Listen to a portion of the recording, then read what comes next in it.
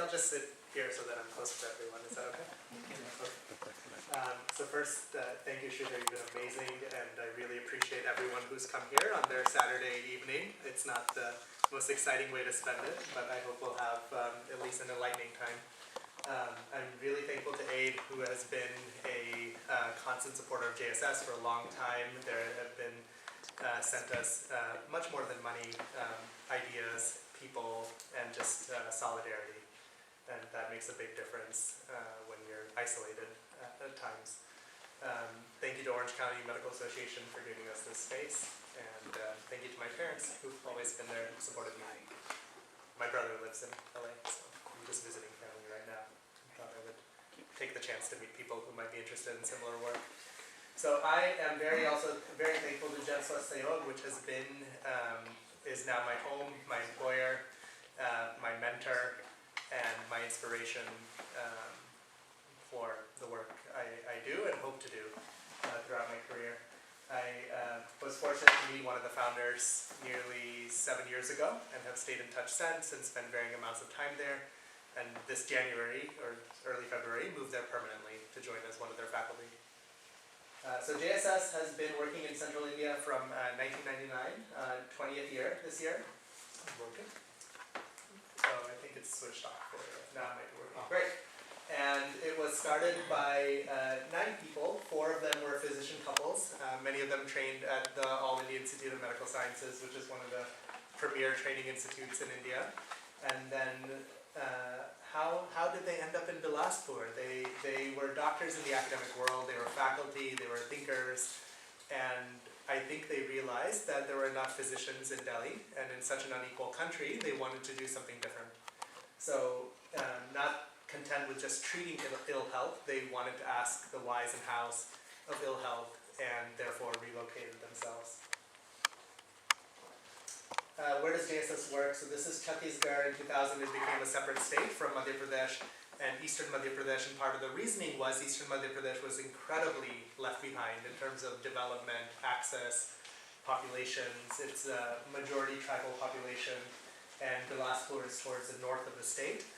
If you've heard Chhattisgarh in the news a lot, it's because of sort of Maoist unrest, but that's in the south part of the state. Fortunately, nowhere near where we work, although there's still a lot of deprivation and similar issues. The terrain, so JSS is in northern Chhattisgarh. Half of our patients actually still come from Madhya Pradesh. They'll travel 200 and 300 kilometers because there's just no functional institutions in the eastern part of that state still.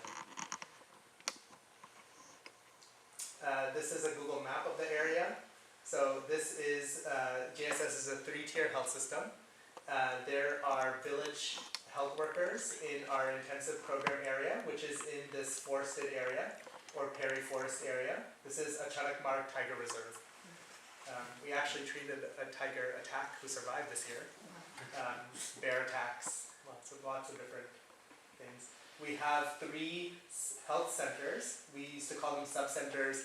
We call them health and wellness centers, after which the national government actually took up that idea for primary care through the new Ayushman Bharat program.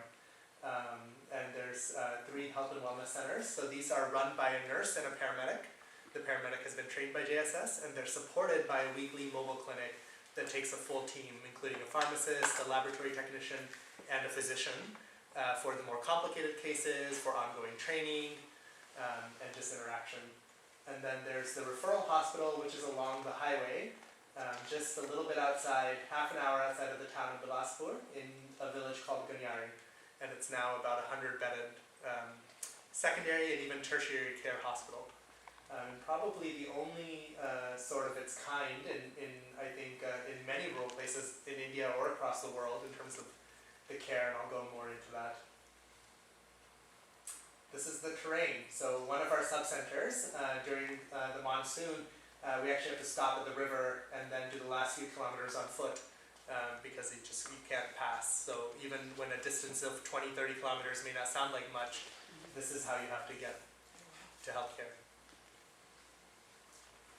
So one of the things that really attracted me to JSS was not just the work they do, but the philosophy behind the work, and I really found it to be unique. I've worked in global health for about about 15 years now in different levels for US agencies, for international agencies, including the United Nations, for different academic institutions and nonprofits. And I think the service-based learning approach that JSS has is really unique. The way I've seen most of health work is there's two extremes. On one end, you have institutions that do very rigorous work, like universities, but they're far away from the problems that the poorest and the most marginalized face.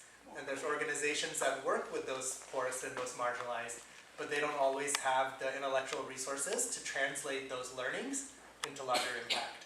And JSS sits at the intersection of those two extremes. So it's really around service work, and that service leads to problem-based learning, and then using force multipliers, training, research, and advocacy, you take the lessons from those service and you apply them in a broader way. So just to reiterate, the clinical service, the community program that does preventative and promotive work, training materials, research that really is about asking the right questions, the questions that matter, the question that other people are not asking, and advocacy, using what you've learned.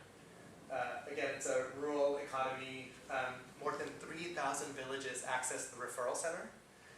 It's a huge area. And then we serve directly with our community program, 175 forest villages with 102 village health workers covering 40,000 population. Just glimpses of the corridors where patients wait for 5 or 6 days before they're seen. Because we have a queue system to be seen in the outpatient clinic because we want to maintain quality. If they're sick, they get seen immediately, but otherwise you have to wait 5 or 6 days. And we see the rich, we see the poor, we see anyone, but you have to wait. And so usually only the poor wait, and then one of the wards. The extremely busy lab. So I think one of the other interesting philosophies of JSS is as simple as possible, but not oversimplified.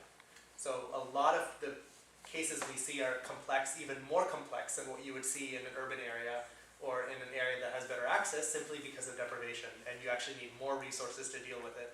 So we're able to do a lot of complex lab work, and Vasu is here, who is a frequent visitor and volunteer at JSS and has really helped strengthen our lab, so thanks to Vasu for that. The numbers, 9 districts, 3,000 villages, 1.5 million people access this 100-bed hospital. We've registered 360,000 patients, 800,000 visits, 32,000 surgeries. But beyond the numbers, it's not the numbers that's, I think, the takeaway of JSS and just doing work at a scale, but the complexity of the illnesses we see. I mean, textbook presentations, late presentations, comorbidities stacking on top of one another, the dilemmas of the people, not just in terms of their health, but their lives, the quality of the services and the humanity through which they're delivered. I think as physicians, as a doctor, I would like to say we deliver what I think, even for US standards, is actually quite good care. But I don't think patients always realize that. Maybe they realize that. I don't really have a good sense of it, but I think they do know they get treated with dignity. And that's why they come. That's why they make the journey. What does it take to run this? 540 full-time or part-time staff. It's a large operation, human resource-wise. And any health system takes people, right? You need people to deliver care. Scores of volunteer friends and well-wishers, without which we could not do this work. The annual budget is about $1.5 million US. That's to run the hospital, the community program, the health centers, the health systems improvement work we're doing, the trainings. It is a lean operation. I mean, can you imagine a US organization running a 100-bedded hospital with 500 employees on that amount of money? McKinsey has nothing on us, We can teach McKinsey efficiency. How do we fund it? So in the last 5 years, one thing that's new is there are now public insurance programs in India for the poor, RSBY, and now Ayushman Bharat. That only makes up about 40% of our budget, but it's still a welcome 40% of our budget. It only funds surgeries and inpatient care. It does not fund outpatient care. And otherwise, gifts, grants, and about 10% of our budget from co-payment which we actually still feel very conflicted about. No patient is turned away.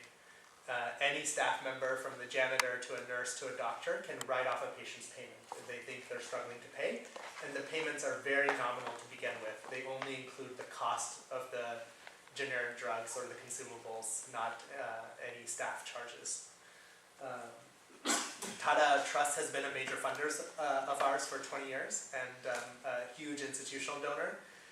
Unfortunately, the trusts are going through their own transition in the last 2 years, and so they're phasing out their support. And so we're in a time of transition from a funding perspective where we're really struggling to fill that void.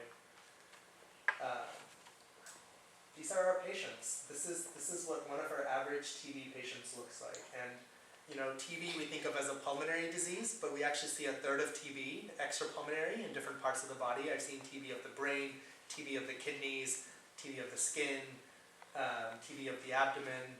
It is a terrible, terrible, terrible disease. The average weight of a new TB patient at JSS is 34 kilograms for a full-grown adult.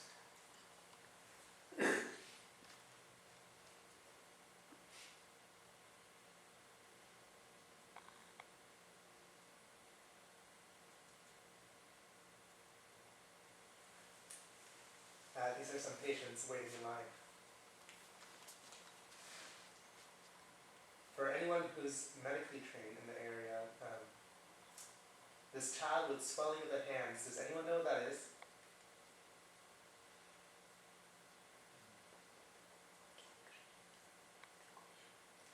So this is dactylitis, and it's swelling of the fingers. It's something we read about. I've never seen it in the US, but it's from untreated sickle cell disease. And we see a lot of sickle cell disease, and that's the blood vessels are being clogged by the sickle cells, and so that causes a lack of oxygen and the swelling. And this doesn't happen overnight. This is happening for months and months and months. Probably, you know, this is probably a 1 to 1.5 year old child, and probably since the child was a few months. And it's amazing how common it is in our area and how frequently it's undiagnosed when patients go elsewhere, even to the private sector. This is vesicovaginal fistula in the bladder, and it's from obstructed labor. So if a woman's been stuck and pushing for hours and hours and hours in the forest before they make it to us, there's often these fistulas or tears, improper connections, and they take a lot of time and expertise to repair. This is a nerve abscess from leprosy, and leprosy is still a very prevalent disease. We diagnose lots of new cases of leprosy, treat lots of leprosy, and fortunately, I think, have a very intensive program that prevents most of the disability seen with leprosy. But we do not, we have for many years not followed the national guidelines and use a much more aggressive regimen because we don't think there should be a second standard for the poor. I think one of the special things about JSS is when people think about rural healthcare, we think of simple problems. We think of malaria, diarrhea, pneumonia. We rarely think of chronic diseases, hypertension, diabetes, epilepsy. We think of those in the US, but people in rural areas have them, and have them just as much, if not more, and have them for different reasons and are harder to treat. And I think JSS has become a national model actually for its chronic disease programs, a lot of which are done through patient support groups. So even in the US, you know, for even in a well-educated population, compliance with chronic disease care might be 40%, 50%, 60, 70% at best. In our patient support groups, we have more than 90% compliance. And we have support groups for alcohol de-addiction, for mental health, for hypertension, diabetes, and this is in our community program area, even type 1 diabetes.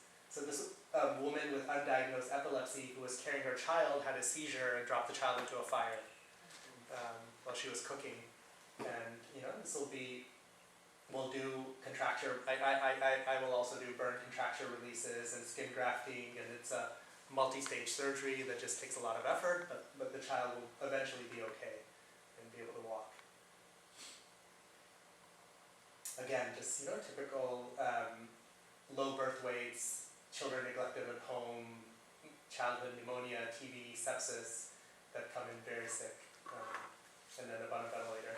This is a very interesting figure. So these are 3 children with pneumonia, but each of them has had a very rare complication of pneumonia called an empyema, which is when pus accumulates in the chest, and then it's no longer something that can be treated with antibiotics alone, but you actually have to remove that pus or it traps the lung. So they all have chest tubes in place. And sometimes they come to us so late that the pus has already turned into a thick peel, and you have to surgically remove that peel from the lung. And that is a brutal open surgery, and Dr. Raman is the only person in the entire state of Chhattisgarh who does this surgery. And we do so many of them. I do not know what happens to people in other parts of the state who cannot come to JSS, because if you know, your lung is destroyed for life otherwise. So one of the lessons I've taken away from JSS is people in small places do not have small problems. And I'm not just talking about problems of neglect, but even problems that are medically complex. You know, how many of us have seen Wilson's disease? It's a rare disease of copper. I've seen 2 cases at JSS. I've diagnosed 8 cases of systemic sclerosis in the last 11 months. You know, we see a lot of lupus and lupus nephritis, and we don't have the benefit of having a wonderful nephrologist. Who is there to guide us? How do we treat them? Our family doctors do cyclophosphamide inductions because no one else will take care of these patients. So we're doing chemotherapy, we're doing complex care, and we're able to do it partly because we're fortunate to be in India where there is a medical system we can take help from. So for example, because Bilaspur is half an hour away, we've contracted with one of the private imaging centers to give us imaging at cost for our patients that we refer. So we can get a brain MRI with a read for $30. You know, that's the cost there. We send out pathology. I do most of our now lymphoma treatments. I'm a family doctor, I'm not an oncologist, but there's nobody else. So you learn the protocols, you talk to an oncologist, you learn when you get stuck, you ask for help, and you take care of your patients. You don't abandon them, especially when they cannot be referred. So, you know, Hodgkin's lymphoma, we give ABVD. Non-Hodgkin's, we give CHOP. But we're able to send, you know, I'll do the lymph node biopsy, we'll send it for pathology, and after the pathology in India, we can send it for immunohistochemistry.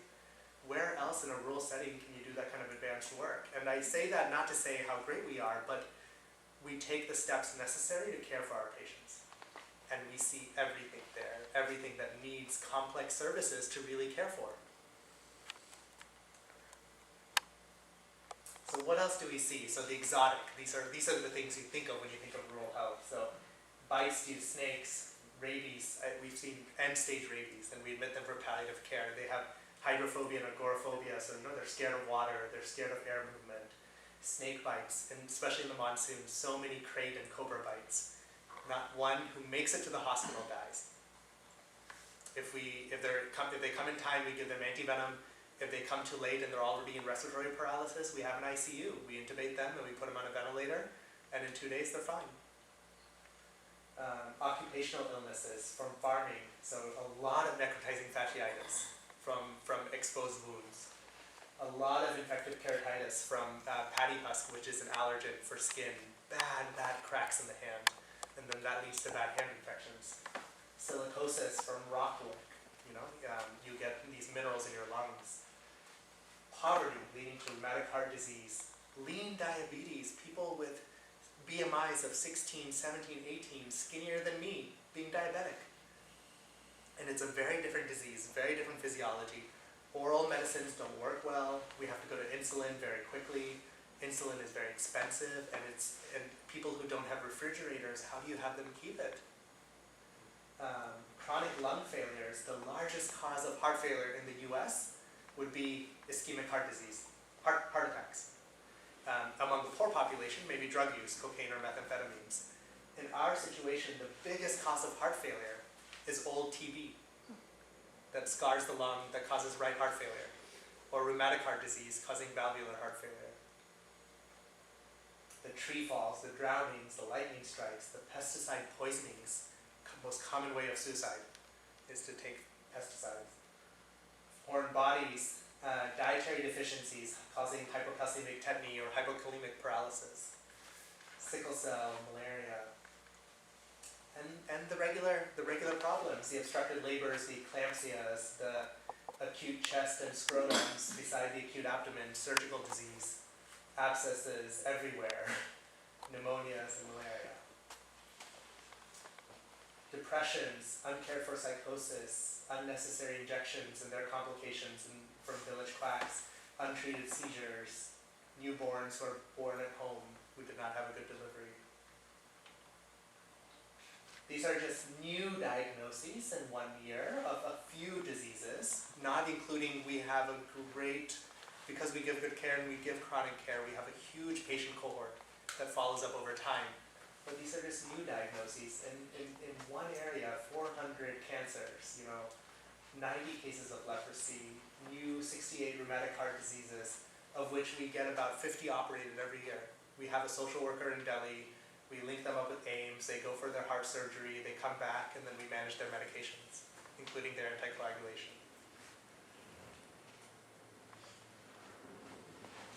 So what is special about rural healthcare? We've already touched on it. Again, less access, more deprivation. You see the effects of what poverty does to your body, what chronically not having enough food does, what having poor shelter does, or what overcrowding does.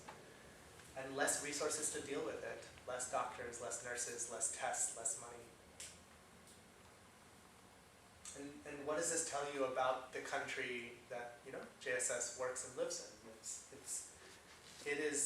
I think India is not one country, right? India has many countries, but part of it, and part of a big story that I think we don't often like to think about or don't often report, that maybe half of the country or more faces just massive levels of hunger. Not malnutrition. Malnutrition is a sanitized word, if I don't eat right, that's malnutrition, but this is hunger. Morbidity, and therefore a huge need for healthcare, huge need. And public services, which at least in central India, in South India and Western India, public services are a little bit of a different story, but in central India, they are non-existent. And then, marginalization of the people and trivialization of their problems.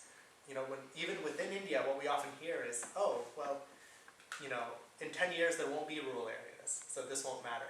In 10 years, this problem won't be there. It's been there for 20 years, it hasn't changed, and it's going to be there for the next 20 years. It's really unfair how people make it out to be, small people in small places have small problems. That's not true.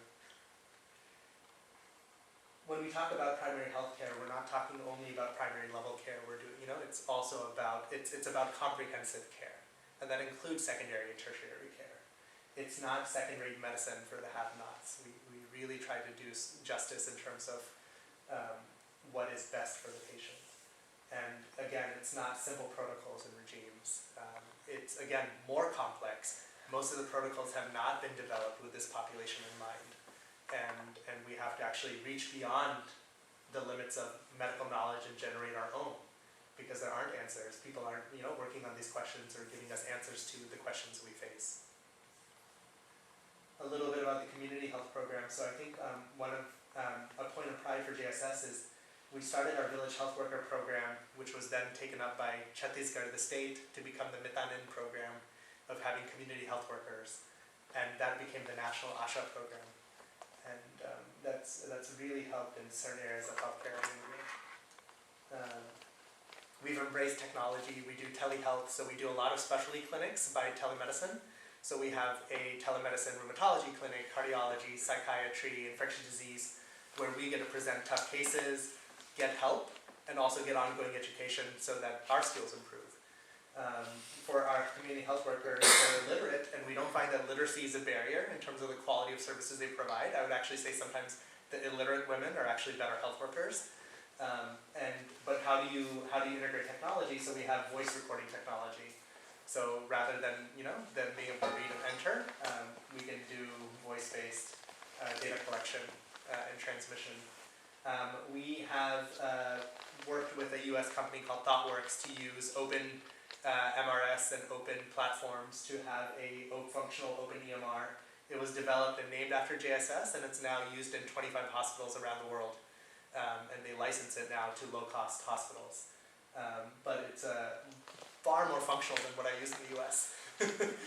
Far easier to use, far actually designed to deliver better patient care rather than deliver better billing. And it's been a wonderful, wonderful service. um, village crutches. So in India, as all of you know, there's a midday meal program for once kids are in school. But prior to that, prior to age 5, it's actually very tough. In these villages, often no one is at home during the day. Both the parents are in the field working. So a 2-year-old child will be looked after by a 5-year-old child. No one's getting food, no one's getting educated, no one's getting stimulated, and those are critical periods for development. So we started village crutches, nurseries, where parents can come drop off their child, they're looked after by an employee, the child is given educational stimulation as well as a nutritional meal, and the state of Chhattisgarh has now taken this up and replicated across the state. Unfortunately, they don't always listen to all of our best practices. One of the things we learned is this cannot be done by a volunteer, it really needs to be a paid employee, but Chhattisgarh, trying to do it in a cheap way, did it through volunteers, and of course that's going to be a different quality and sustainability and also just consistency. But at least they're doing it, and hopefully they'll work on it and refine it. But this has been huge for childhood malnutrition. Appropriate technology and low-cost care.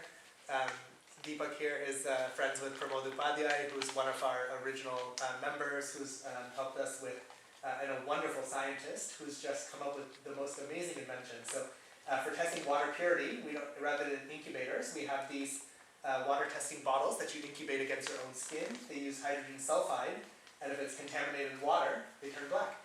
So villages can use that to test their water supply to know if am I drinking contaminated water or clean water.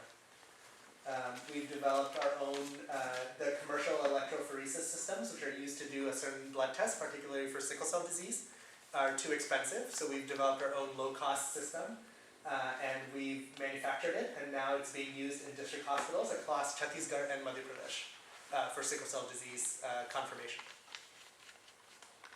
How do you teach people how to listen, especially if they're not literate? You can't describe the sounds to them, you can't have them read about it, so we just made simple teaching stethoscopes, which have 2 earpieces, so they can listen, somebody can listen alongside you.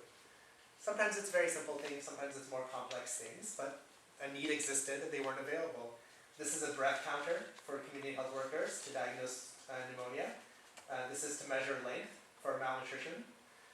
We also have developed our own peak flow meters for asthma. We have a lot of chronic lung disease, and something that my patients used in the US was something called an acapella valve, which generates these vibratory pressures inside the chest to help bring up sputum and cough. And we're trying to right now reverse engineer those to use it in all of our post-TB patients. Again, preterm babies, newborn sleeping bags, even community hand washing stations. If a patient is illiterate, how do they know when to take their medicine? So we have these day-night pictograms that we attach to all of our prescriptions so that patients know when to take their medicines. Again, training and learning work. This is our training center. So again, our community health workers.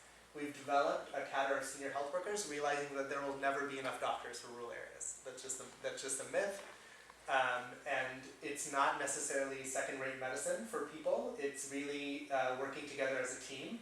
And we have this in the US. And it's amazing how resistant India has been to this idea of physician extenders, mid-level workers. And that's something we really try to train and promote. OT assistants, lab assistants. We have a nursing school that's all tribal or scheduled caste girls for A&M and GNM programs. We have a 100% pass rate, actually the highest in Chhattisgarh, and a lot of them end up taking government jobs and taking JSS with them, which we think is wonderful. We now have residency programs for physicians, young physicians in family medicine for the last 5 years. All the founders at JSS are super specialists. We have a pediatric surgeon, we have a pediatric oncologist, and they've all despecialized, and I'll talk more about that. And when they thought, what doctor is needed in rural India? Well, you can't have 5 different specialists, you need a generalist who can do 5 different things, And so they decided to start a family medicine residency. We're now part of the National Family Medicine Leadership Group and are trying to expand family medicine across India, as well as work on the family medicine curriculum. And just in the last 1 year, we started a general surgery residency, which we're trying to orient around rural surgery. The research work we do, again, questions we are actively working on. We publish peer-reviewed articles and collaborate with a number of people and do our own work. But what is the best way to manage thin diabetes? How do we do care for cervical cancer in women? What is the role of specialists in rural healthcare or generalists in rural healthcare? Blood availability. Again, in terms of marginalization, a few years ago, India outlawed direct blood transfusions. And with the idea that it would be unsafe, they are unsafe. So a direct transfusion is you take a blood donor. I have a woman who comes in bleeding. She's severely anemic, she needs blood. JSS has a list of 100 volunteers who live near to JSS that we just call, and we have the blood group, and we say, hey, we have an emergency, can you come give blood? We bleed them, we test them for all the same diseases using rapid kits, and we give it the whole blood directly to the patient who needs it. A blood bank is a very expensive system, it's a very cumbersome system, and it's just not possible in most of rural India. And this is how we've been doing blood in rural India, and it's life-saving. And a few years ago, the National AIDS Control Organization said, well, for us it's easy if there's just no unregulated, non-blood bank blood because we think that'll lead to less infections. There's no evidence for that because we still test each blood. You can still regulate direct transfusions. But sitting in Delhi, this sounds like a good idea, you implement it, and then suddenly, overnight, it's illegal. We could go to jail for what we do, and we still do it because we're not going to let our patients die in front of us. But it is really a problem when laws are made far away without looking at what half of your country faces. Half of the country overnight has no legal access to blood transfusions. It's really crazy. And so right now we're part of a group of people who, there's a Supreme Court case about this that we filed. What is the burden of diseases that the poor suffer from because they are different? How should health facilities look like in rural areas? Technical questions that we've raised on TB care, malaria, leprosy, food and illnesses, price controls. So everything from the nitty-gritty of what treatment should be given, to what systems do we build, to what trainings do we give, to what our policy structure should support. And in terms of policy, we're fortunate, I think this is a unique thing about India. I cannot think of national committees in the US that have rural activists on them. But in India, one of the joys is for all the dysfunction, I think there is respect given to people like Dr. Yogesh and Dr. Kataria and the work they've done in really difficult circumstances and their experience from that. And so they're asked to participate on a number of national committees. And hopefully that can, even in small ways, shift directions. So we've worked on community health workers, community health officers, which is the new national mid-level program for the health and wellness centers. Even the idea of primary care through health and wellness centers and non-communicable disease care. We're part of the National Health Mission Steering Group. The CRECH program has been taken up. Our TB treatments have been taken up. We're working on blood needs in rural areas. I think we've talked about this enough. And then just a little bit on, at least for the physicians here, in terms of where there is no specialist. What do you need to do medical care here? And it's not that we're against specialists. We love specialists. It's just I think using it appropriately, using it in a system that's and also the idea of specialization as an addition of skills, but not a narrowing of scope. That everyone is still a doctor and you can still take care of everything, and specialization should just give you additional skills. And where those additional skills are value added, maybe you do only that. But for most of India, for most of marginalized people, even in the US, I would say most patients would benefit from having access to more generalized, competent providers. So we ask our residents this, and we would ask you this, what will you do as a doctor? You are a doctor, you've gone to medical school. If you have to read a thick blood smear, read a CSF tap in the middle of the night, or do your own sputum AFB. If a snakebite patient comes in with neck weakness, will you be able to give anti-snake venom? Will you be able to treat anaphylaxis from the anti-snake venom? Will you be able to intubate and manage the ventilator? Apply a figure of 8 bandage from a trauma. Advise the parents of a 1.8 kilogram child for home-based care. 3 cases of severe malaria with different organ system failures are coming from the same village at the same time. A woman who's obstructed. Somebody needs to provide anesthesia, somebody needs to do an operative delivery. Or one who's bleeding profusely. Or the child is limp. and the newborn sepsis had to be managed. Or somebody who's fallen unconscious after falling from a tree. Or how do you treat the poisoning, including counseling them after recovery? How do you diagnose and treat a woman with arthralgias and anasarca, lupus? How do you manage an alcoholic who beats his wife regularly, but he's coming sober to you now? How do you respond to a woman who's been accused of witchcraft? These are things a doctor actually has to deal with there. These are things we deal with there. We expect any one of our family medicine graduates to be able to do all of these, and they get trained to do all of these. So competencies that are expected. Primarily, there is a skill element, but a lot of it is attitude. You really just have to be willing to do it. You have to understand you have to serve the patient. You cannot tell the patient, this is not my problem. When to treat, when to refer. Because you also have to recognize your limitations, and you have to recognize when people need other care, advanced care. But in a socioeconomic situation where referral is often not possible, or what does it take to make referral possible for a poor patient? Emergency management, abandonment management. We've seen so many patients who even once they're referred, the specialist says, this is too complex for me, or this is too difficult for me, go and die. Essentially, like I'm not dealing with it. You know, TB patients who've had drug-resistant TB, and they're resistant to the second-line drugs, and then the DOTS Plus Center just gives up. Says, we don't know what to do now. Go, instead of solving it.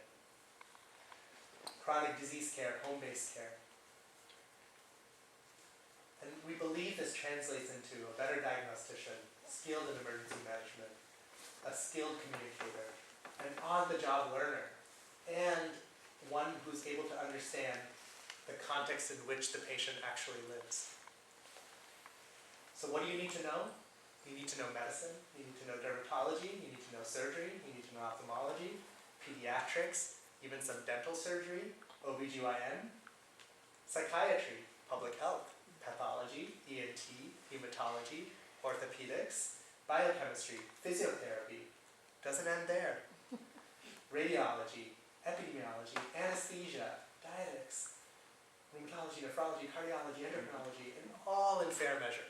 Even geriatrics, even old people there. We need Kishore Kumars.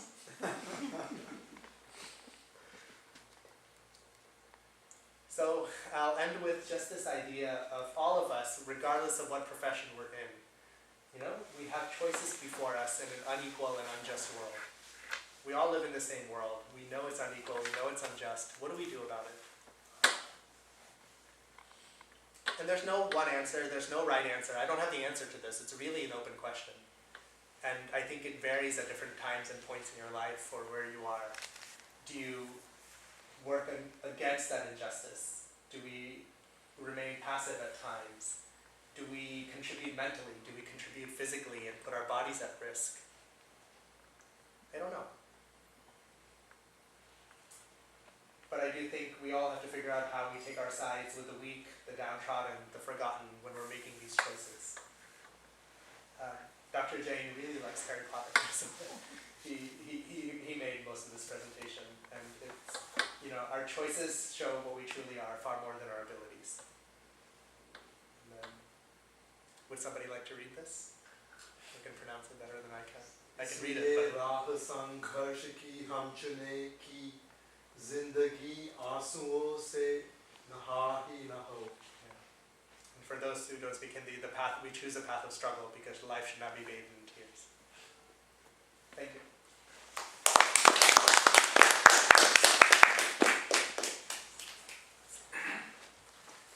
So I wanted the presentation to be relatively short and just learn from you, talk to you, ask you, discuss with you more.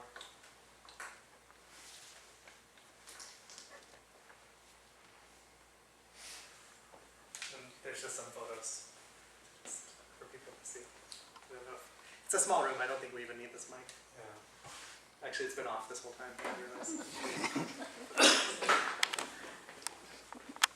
Dr. Shah, we want to thank you for your excellent presentation and all the exceptional things you're doing in rural India. What type of help you have there? Do you have help from the government with primary health centers? Do you have any contact with primary? We do. So there's actually a primary health center nearby, and their staff sometimes come and join our trainings. They refer sick patients to us. We don't get a ton of help from the government. We get some. The nursing school is funded by the Department of Tribal Welfare. Now, again, because we're part of Ayushman Bharat, our inpatient care, we're able to actually submit insurance packages for and get reimbursement. There's some problems with that as well, but at least it's a good source of funding, and they really reject irrationally sometimes, and the same insurance problems that we have here, we're seeing there, except with a much weaker state. So it's not necessarily, we don't believe it's the ideal system. We get some funding ad hoc, and then we get some in-kind supplies. So we get testing cartridges for our TB PCR from the government and a few other supplies. So you have a special template here, what you're doing. Or you want to do it in other places or just only in Chattanooga? I think there are lessons we've learned that we would like to do in other places, like the village crèches, like better treatments for people, trainings and the type of health staff that are needed, like community health workers and mid-level workers. I don't think this work can be done in other places because there's elements of the work which are scalable, but the institution as a whole is the people. Right. And we can't copy the founders. And it's really their passion, their hard work, their brilliance, which has made JSS what it is. By the way, I didn't tell, I'm a doctor, I'm a kidney doctor. I was trained in UCI and I practice here. Yeah. I'm also connected to OCI, I'm the chair of our delegation, district delegation. Yeah, an expertise that's much needed there. We see so much chronic renal disease and acute renal failure both. And a lot of it very poorly understood. There's a whole epidemic of unknown chronic renal failure among farm workers that we're still investigating. Yeah, I'm in contact with the Indian Society of Nephrology, I'm a life member. Yeah. Actually, the secretary is Narayan Prasad, he's from Lucknow. Okay. Yeah, we meet every year. That's great. So if I may, Dr. Shah, I think I had no Just idea. come on, please. It's okay. No, you deserve the respect a lot more. Okay, so I had no idea what a generalist was. When I read your profile and when you described it, my mind was blown away. But I was curious, when you made the transition going from here to JSS, were you trained in surgery already? So I did an MD PhD here, so I have a lot to thank for Uncle Sam. Uncle Sam paid for all of my education, and I was in school for a long time, and I really appreciate that training. And I chose residency. I went to JSS and met JSS before I went to residency, and I chose my residency at a family medicine program that was known for training true generalists in order to prepare myself for JSS. And so even in residency here, we trained as family doctors doing C-sections, doing hernias, doing amputations at a place called Contra Costa, which is a county hospital and one of the original 10 family medicine residencies in the U.S. In the Eastern Bay Area. But most of the family practice programs, Are not like they that. train different areas. Yeah, absolutely. Most family practice is not like that. I think in the U.S. there's probably only 5 or 10 family medicine residencies left that still train, I think, true generalists. So Naman, particularly in India, becoming a doctor is a big deal. Like almost half of the Indians' parents want their kids to become doctor. And becoming a doctor is not just parents' wish, it's not an easy task. It needs lots of hard work from a kid as well as from the whole community to do that. And nowadays, lot amount of money Yeah. needed to there. So for you to sort of get through that path with some dream that this is what you will be earning or you will be doing, and eventually get away from it to do all those things what you're doing there. And you are not alone. You are probably having many, many more doctors like that here, there. First of all, how many of those of people like you are there in this organization? And like, what do you guys think? What, giving up all those lucrative jobs and opportunities, and you go there, and still you come up and saying, you can't reproduce it in the whole India. Yeah. So what do you feel like? Okay, you are on a path, on a right path, surely, but then you see, oh, we still can't achieve what we want to achieve, and we still have given up what I can achieve. Yeah. So what is the environment in your organization for people like you, and what do you guys think something for you individually as well as for organization? Yeah, absolutely. I think that's a very profound question. You know, what does it take to sustain, I think, this type of motivation and this type of work? And I think a big, big part of it is community. I could not do this work alone. I would get depressed and isolated and alone. And part of the reason we can do this work is because we live and work in a community there of like-minded people, from, you know, every staff member to the doctors to you know, even the friends and everyone who visits. You're in the middle of nowhere, but we get such interesting visitors every week, and that keeps you refreshed and alive. And I think community is a really, really big part of it. I think people who want to do something a little different in this world, and I think that's also the success of AID, right? Like, it's as much of it is the work and the idea, it's really about the community you form at each chapter, and the friendships and the relationships that keep people coming. Sometimes as much as the work. And especially when you're doing something that's not mainstream, right? Yeah. That is a little bit different to what you might be hearing in society. I think you need that support and that community even more to keep going. Some people don't. Some people can just do it alone. But I need that support, and I think many people would need that support. And then in terms of doing this work as a doctor, I mean, I think it just depends on, you know, everyone has different requirements in life. I'm very, very lucky that my family is healthy and okay and settled, and I don't have those obligations, you know? Many people don't have that luxury. They have to support other people. So I could take risks. And, you know, when my parents blame me that, like, why are you going off into rural India and you're so far away? And I said, this is your fault. If you hadn't given me all these opportunities, I wouldn't be able to do this. So I feel really grateful for that reason. And in terms of, you know, what you gain out of it, like, my life there is great. I'm surrounded by friends, I eat well, I exercise, I have beautiful trees and monkeys on my porch, and the medicine is a dream. I could not have a better medical practice. I mean, just in terms of professional satisfaction, it is out of this world. So it's not as rosy as he makes it. yeah, in my eyes it is. His roof has the shingles and things keep falling, mouse dropping, and the mouse runs around every day. And I mean, we go there and we are like, okay, 3 days, maybe 4 days we'll stay here, then we have to leave. How do you live here? It's so hot and humid, and especially they thrive on it, but if you see the people, we are not used to seeing people who are so poor, so thin, so sick.